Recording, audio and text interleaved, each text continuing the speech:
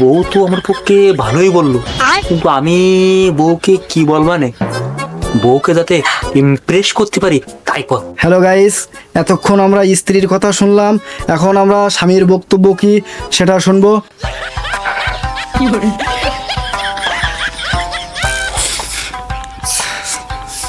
আমার বউয়ের চুল খুবই সুন্দর, আশের নারীর মতো চোখ, হাতির মতো চেহারা, আর তার চুল অন্ধকারের নিশার মতো, তাই তো অনেক তাকে ভীষণ ভালোবাসে। অনেক ভালোবাসি মানে ঠিক করে বল, আমি তাকে অনেক ভালোবাসি। সে তো আমি বুঝতে পারছি, তুই সারা রাত মারতে মারতে নিয়ে আছিস, সেজন্য তোমার গুলাম মেলা দিয়েছে। এ ঘটক, বিয়ে ক্যান্সার।